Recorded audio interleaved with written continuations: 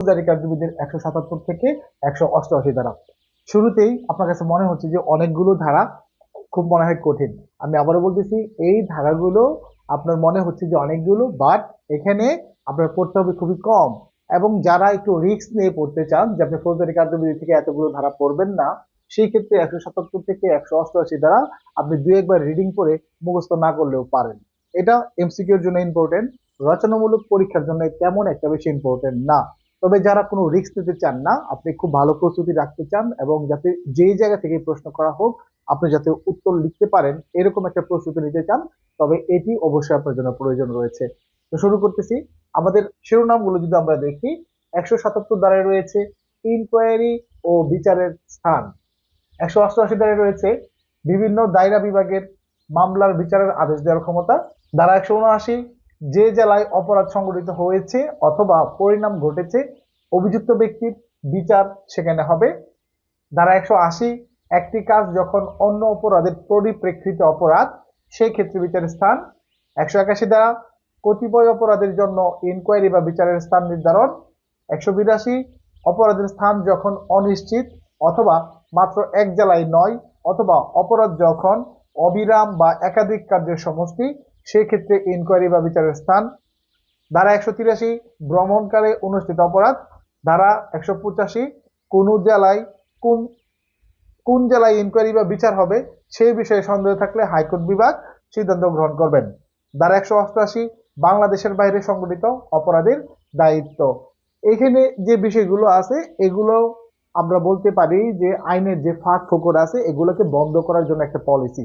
অর্থাৎ যখন বিচারের সম্মুখীন করা হবে তখন আসামি যেন বলতে না পারে আপনার তো এখানে এখতিয়ার নাই আমার বিচার করার, বাইরে তো এখানকার বিচার্য বিষয় না, আমার কেন এখানে বিচার করা হচ্ছে, এই ধরনের কথা যাতে সে বলতে না পারে, এই জন্য মূলত এই বিষয়গুলো ফৌজদারি কার্যবিধিতে ইনক্লুড করা হয়েছে। আমরা যদি একটু ঠান্ডা মাথায় বুঝি, একদম সহজ, আমি আবারও বলতেছি খুবই সহজ। ঘুরে ফিরে জিনিসগুলো আপনার 92, 95 আবার 95 to 100 এরকম মিল পাবেন, মানে একটার ভিতরে আবার দেখবেন অনেকগুলো মিলতেছে। জাস্ট খালি আপনি জেনে রাখেন যে এরকম হলে এই দ্বারাই, এরকম হলে এই দ্বারাই একটা বিষয় বর্ণিত আছে, আর কিছুই না। এখান থেকে রচনামূলক প্রশ্ন হওয়ার সম্ভাবনা খুবই কম, খুবই কম এবং খুবই কম। জাস্ট এমসিকিউ পরীক্ষার জন্য আমাদের খুবই গুরুত্বপূর্ণ। শুরুতে যদি আমরা 177টা বিবেচনা করি, সেটা হচ্ছে ইনকোয়ারি বা বিচারের স্থান। ইনকোয়ারি বিচারের স্থান এটা কোথায় হতে পারে? ইনকোয়ারি বা বিচারের স্থান, স্থানটা কিভাবে নির্ধারণ হতে হবে এই জিনিসটা এখানে ব্যক্ত করছে। দেখেন, সাধারণ নিয়ম 177-এ আমরা যেটা বলবো এটা হচ্ছে মৌলিক নিয়ম। কি নিয়ম? মৌলিক, মানে এটার কখনো বিলুপ্ত নাই, এটা মৌলিক নিয়ম। এরপর যেগুলো আমরা আলোচনা করব, অর্থাৎ 177-এর পরে আমরা যেগুলো আলোচনা করব সেগুলো হচ্ছে বিকল্প নিয়ম। যদি 177-এর অন্তর্ভুক্ত না হয় সেক্ষেত্রে তখন ওই বিষয়গুলো দিয়ে এটাকে ব্যাখ্যা দেওয়া যাবে, অর্থাৎ সেগুলো দ্বারা এটাকে সাপোর্ট করবে। তার মানে 177 হচ্ছে আমাদের মৌলিক নিয়ম। এখানে বলা আছে প্রত্যেকটি অপরাধ যে আদালতের স্থানীয় সীমার এখতিয়ারের মধ্যে সংগঠিত হবে, সাধারণত সেই অপরাধের তদন্ত বা ইনকোয়ারি বা বিচার ওইখানেই করবে। বোঝা গেছে? মনে করেন এটা একটা এখতিয়ার, এটা সদর থানার এখতিয়ার, মনে করেন সদরের যে ম্যাজিস্ট্রেট আছে তার এখতিয়ার। এখন মূলত এখানে বোঝানো হয়েছে যদি এই সীমানার ভিতরে কোনো অপরাধ অনুষ্ঠিত হয় তাহলে এই সদরের যে আদালত আছে এই আদালতই আপনার এটা বিচার করবে। বাস, এটুকুই। সহজ না? আমরা জানলাম যেখানেই ঘটনাটা ঘটতেছে সেখানেই আমাদের বিচার অনুষ্ঠিত হবে। তার মানে এখানেই, এখানে যে এখতিয়ার আছে সম্পূর্ণ আদালত এখানেই, মানে এই সীমানার ভিতরে যদি অপরাধ ঘটে তাহলে এখানেই আপনার বিচার অনুষ্ঠিত হবে। 177-এর পর আমরা এবার দেখবো 178 দ্বারা, যেখানে বলা আছে বিভিন্ন দায়রা বিভাগের মামলার বিচারের আদেশ দেওয়ার ক্ষমতা। মানে আমাদের যে দায়রা আদালত গুলো আছে এখানে আপনার কোন ধরনের মামলার আপনার বিচারিক কার্যক্রম অনুষ্ঠিত হবে সেটা নির্ধারণ করে দিতে পারবে কে? সরকার।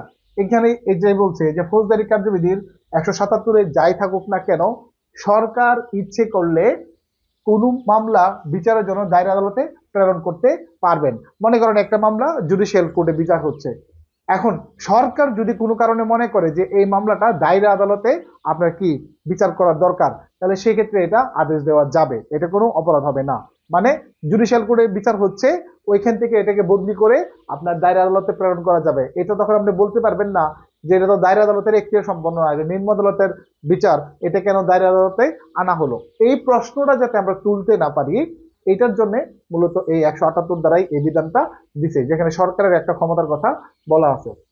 179 দ্বারাই যদি আমরা দেখি, এখানে বলা আছে যে জেলায় অপরাধ সংঘটিত হয়েছে অথবা পরিণাম ঘটেছে অভিযুক্ত ব্যক্তির বিচার সেখানে হবে। একটা জিনিস আপনি চিন্তা করেন যে একটা অপরাধ আছে না, যে এক জায়গায় অনুষ্ঠিত হয় তারপর আরেক জায়গায় গিয়ে আপনার পরিণাম ঘটে, এমন হইতে পারে না? তখন এই দুই জায়গার যে কোনো জায়গাতেই আপনার তদন্ত অনুসন্ধান বিচার যাই বলেন সেটা হতে পারবে। কিরকম আমি বলি, এখানে একটা উদাহরণ দিছি যে অপহরণ এক জায়গা হতে খুন হয় অন্য জায়গায়। তার মানে এখানে প্রথমত খুন আপনার অপহরণ হয়েছে, তারপর গিয়ে খুনে পরিণত হয়েছে আরেক জায়গায়, মানে খুনের উদ্দেশ্যে যখন অপহরণ করে নিয়ে আসছিল তারপর নিরিবিলি জায়গায় নিয়ে গিয়ে তাকে খুন করা হয়েছে। তার মানে এক জায়গা থেকে অপহরণ করছে, আরেক জায়গায় নিয়ে আপনার খুন করছে। তাহলে আপনার এক জায়গা থেকে অপরাধ অনুষ্ঠিত হয়েছে অথবা আরেক জায়গায় গিয়ে পরিণাম ঘটছে, এরকম যখন ঘটবে তাহলে আপনার এখানে যে কোনো জায়গায় আপনার সেটার বিচার অনুষ্ঠিত হতে পারবে, তদন্ত অনুষ্ঠিত হতে পারবে। তার মানে সদর থানায় অপহরণ, তারপর মনে করেন যে আপনার ভৈরব থানায় হচ্ছে তার মৃত্যু সংঘটিত হয়েছে। এখন এই ক্ষেত্রে সদরেও মামলা রুজু করা যাবে বা তদন্ত অনুসন্ধান করা যাবে, ভৈরবেও সেটা করা যাবে। এটা কোনো না নাই, মানে বিচারের ক্ষেত্রে কোনো ধরনের না নাই, দুই জায়গাতে বিচার অনুষ্ঠিত হতে পারবে। সাধারণত আমাদের ফৌজদারি কার্যবিধি 154-তে আমরা যখন মামলা রুজু করি, সাধারণত অপরাধের অনুষ্ঠিত সংবাদের ওই থানা এলাকায় হওয়া লাগে, তারপর সেটা রুজু করে। এখানে কিন্তু দুই থানায় করতেছে, অর্থাৎ দুই থানায় যখন করতেছে আমি যে কোনো থানাতেই কি করতে পারি, মামলা রুজু, অনুসন্ধান, তদন্ত এবং দুই আদালতের যে কোনো আদালতে সেটার বিচার হওয়া যাবে। 180 দ্বারা একটি কাজ যখন অন্য অপরাধের পরিপ্রেক্ষিত অপরাধ, সেই ক্ষেত্রে বিচারের স্থান কিরকম হতে পারে এটা আমরা এবার দেখব। দেখেন এখানে বলছে যখন কোনো কাজ অন্য কোনো কাজের সাথে যুক্ত হওয়ার কারণে সেটিও অপরাধ বলে গণ্য গণ্য হয়, তখন প্রথম অপরাধের স্থানে বা পরবর্তীতে যে অপরাধকে কেন্দ্র করে যেখানে অপরাধ অনুষ্ঠিত হয়েছে সেই স্থানের এখতিয়ারভুক্ত আদালত বিচার করতে পারবে। তার মানে মনে করেন যে এক জায়গা থেকে কি হয়েছে, আমাদের এক জায়গা থেকে কি হলো, আপনার চুরি হলো, চুরি হওয়ার পর এই মালটা আরেক জায়গায় গিয়ে বিক্রি হয়েছে, তারপর আরেক জায়গা থেকে গিয়ে আপনার উদ্ধার হয়েছে, এরকম হতে পারে না? মনে করেন এটা একটা থানা, 1 নম্বর থানা, এটা 2 নম্বর থানা, এটা 3 নম্বর থানা। এখান থেকে মনে করেন হলো কি, এটা 2, এটা 3। এখান থেকে মনে করেন হচ্ছে চুরি, তারপর এখানে হয়েছে বিক্রি, 3 নম্বর থানা থেকে হয়েছে উদ্ধার। তিনটা ঘটনা, এক জায়গায় চুরি, এক জায়গায় বিক্রি, আরেক জায়গায় উদ্ধার। এরকম যদি হয়, এখন আদালত যে এই যে তিনটা আদালত আছে, এই তিনটা আদালত আপনার যে কোনো একটা আদালত এই অপরাধের বিচারগুলো করতে পারবে। 180-র পর এবার আমরা দেখবো 181 দ্বারা। এখানে বলা আছে কতিপয় অপরাধের জন্য ইনকোয়ারি বা বিচারের স্থান নির্ধারণ।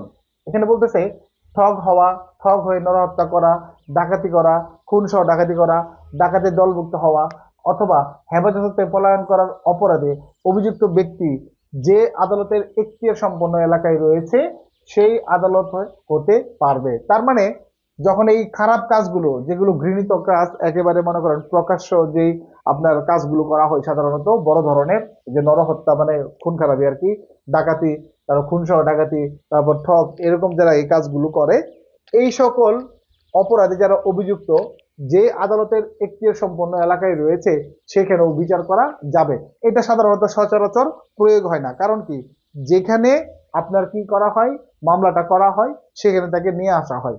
এখানে বোঝানো হয়েছে যে ইচ্ছে করলে তাকে যেই থানা এলাকায় পাওয়া গেছে, মানে যেই এখতিয়ার সম্পন্ন ম্যাজিস্ট্রেটের এলাকায় তাকে পাওয়া গেছে, সেই এলাকাতেও সেটার বিচার হওয়া যাবে। কি এটা কোনো প্রয়োগ আছে? কোনো প্রয়োগ নাই, বাট আমরা এটা জেনে রাখি যে এইরকমও কিন্তু সম্ভব। এরকম আমরা বলতে পারি যে তারা এখান থেকে গ্রেপ্তার করছে, তারা আবার এখানে বিচার শুরু করে দিছে, এটাও সম্ভব, আইনে এটাও আছে, তবে এটার কোনো বাস্তবিক অর্থে তেমন একটা প্রয়োগ হয় না বলে আমাদের কাছে জিনিসটা খটকা লাগতে পারে, যেটা এবার কেমন নিয়ম। 182 অপরাধের স্থান যখন অনিশ্চিত, মানে আমরা জানি না আসলে ঘটনাটা কোথায় ঘটছে, অথবা এক জেলায় নয়, অথবা অপরাধ যখন অবিরাম বা একাধিক কার্যের সমষ্টি, সেই ক্ষেত্রে ইনকোয়ারি বা বিচারের স্থান কি হবে? এটা একটা প্রশ্ন, তাই না? আমি অনিশ্চিত বা আপনার অনেক জায়গায় ছড়াই আছে, এটা তখন কি হবে? তখন বলছে কোনো অপরাধ কিছু স্থানীয় এলাকার মধ্যে কোথায় অনুষ্ঠিত হয়েছে তা যখন অনিশ্চিত, আমরা জানি না আসলে কোথায়, আমরা চিনি না, বা এরকম কোথায় হয়েছে মূলত বুঝতে পারি নাই, এরকম হতে পারে। অথবা অপরাধ আংশিকভাবে এক স্থানে ও আংশিকভাবে অন্য কোনো স্থানীয় এলাকায় অনুষ্ঠিত হয়, অথবা অপরাধ যখন ক্রমাগত চলতে থাকে, অথবা একাধিক স্থানীয় এলাকায় বা তা সংগঠিত হয়, অথবা অপরাধটি যখন বিভিন্ন এলাকায় সংগঠিত কিছু কাজের সমন্বয়ে গঠিত হয়, তখন উপরোক্ত স্থানীয় এলাকাসমূহের যে কোনো একটি এলাকার অধিক্ষেত্রভুক্ত সেই আদালতে তার ইনকোয়ারি বা বিচার হতে পারবে। তার মানে বোঝা গেছে যে ছড়ায় ছিটাও যদি 2 থানা 3 থানা 4 থানা 5 থানা ছড়ায়ও যদি আপনার কোনো ঘটনা ঘটে, এই ঘটনা ঘটলে আপনার এই যে যেখানে যেখানে জিনিসগুলো আপনার ছড়াইছে, এই ছড়ানো স্থানের যে কোনো এখতিয়ার সম্পন্ন আদালত এটার ইনকোয়ারি বা বিচার করতে পারবেন। কঠিন কি খুব? বলেন কঠিন না, যদি একটু বুঝেন একদম সহজ। শুধুমাত্র শিরোনামগুলো মুখস্থ করবেন এই ধারাগুলো, আর কিছু লাগবে না, আর বাকিটা শুধু একটু বোঝার চেষ্টা করবেন। 183 ভ্রমণকালে অনুষ্ঠিত অপরাধ। এই অপরাধটা আমরা প্রায় সময় শুনে থাকি যে ভ্রমণকালে হয়, ভ্রমণকালে বাসের ভিতর দর্শন করে না, এরকম আমরা দেখি না প্রায়। তো এরকম ভ্রমণকালে যখন হবে, বা ধরেন বাস ডাকাতি হচ্ছে ভ্রমণকালে, এরকমও কিন্তু হতে পারে যে আপনার বাস চলমান ভ্রমণ করতেছেন আর ডাকাতি হচ্ছে রানিং, তখন তো সেই থানা এলাকা ক্রস করে, তখন কি হতে পারে? কোনো অপরাধ স্থল বা জলপথে কোনো অপরাধী স্থল বা জলপথে ভ্রমণকালে সংগঠিত কোনো অপরাধ যে ব্যক্তি বা বস্তুর বিরুদ্ধে করা হয়েছে, সেই ব্যক্তি বা বস্তু যে আদালতের অধিক্ষেত্র স্থানীয় এলাকার মধ্যে দিয়ে অতিক্রম করে, সে আদালত ওই অপরাধের ইনকোয়ারি বা বিচার করতে পারবে। তার মানে সহজ, একদম সহজ। আমি যেসব এলাকা দিয়ে গেলাম, ওইখানে যদি আমার সাথে অপরাধ অনুষ্ঠিত হয়, অথবা আমি কোনো মাল পাঠাইলাম, ওটা যেদিক দিয়ে গেছে ওই দিক দিয়ে যদি অপরাধ অনুষ্ঠিত হয়, সেই ক্ষেত্রে কি হতে পারবে? আপনার এই ক্ষেত্রে ভ্রমণকালে আপনার যতগুলো সীমানা আমি ক্রস করতেছি, ওইটা যে এখতিয়ার সম্পন্ন আদালত আছে, যে কোনো আদালতে, ধরেন আমি ময়মনসিংহ থেকে রওনা দিলাম কিশোরগঞ্জ, তারপর আপনার মনে করেন ব্রাহ্মণবাড়িয়া কুমিল্লা হয়ে আমি গেলাম চট্টগ্রাম, এই ক্ষেত্রে এখানে অনুষ্ঠিত হইলো, অপরাধ অনুষ্ঠিত হইলো, এখন থামলো না, আমার ভ্রমণের মাঝে অপরাধ অনুষ্ঠিত হইলো, তখন কি হবে? তখন এই যে 4-5টা জেলা আমি ক্রস করলাম, অথবা 4-5টা থানাও আমি ক্রস করতে পারি, এরকম এখতিয়ার সম্পন্ন যে আদালতের গুলোর উপর দিয়ে আমি গেলাম, সেই আদালতগুলোর যে কোনো আদালত এই ভ্রমণকালে অনুষ্ঠিত অপরাধের আপনার কি করতে পারবেন? ইনকোয়ারি বা বিচার করতে পারবেন। 184 বাতিল। 185 দ্বারা কোন জেলায় ইনকোয়ারি বা বিচার হবে সে বিষয়ে সন্দেহ থাকলে হাইকোর্ট বিভাগ সিদ্ধান্ত গ্রহণ করবেন। দেখা গেছে যে এমনও হতে পারে যে আমরা আগে যেরকম দেখে আসতেছি যে দুইটা হইলে দুইটা যে কোনো একটাতে করবে, বা আপনার ধরেন সীমানা নিয়ে গন্ডগোল, এই জেলায় পড়লো না ওই জেলায় পড়লো, এরকমও হতে পারে। অর্থাৎ টোটালি যখন একটা সন্দেহ দেখা দিবে, কি দেখা দিবে? এই যে দেখেন আপনার সন্দেহ, যখন সন্দেহ দেখা দিবে, তখন হাইকোর্ট বিভাগ এই ধরনের প্রশ্নের সমাধান দিয়ে দিবেন। তখন হাইকোর্ট বিভাগ যদি নির্দেশ দেয়, এই কিশোরগঞ্জ জেলা তোমরা বিচার করো, ওকে, তারা বিচার করবে। অথবা এই ময়মনসিংহ জেলা তোমরা বিচার করো, তাহলে ময়মনসিংহ জেলা বিচার করবে। অর্থাৎ যখন সন্দেহ দেখা দিবে কোনো অপরাধের ক্ষেত্রে কারা আসলে করার কথা, তখন এই ক্ষেত্রে বড় ভাই হিসেবে আগায় আসবে কে?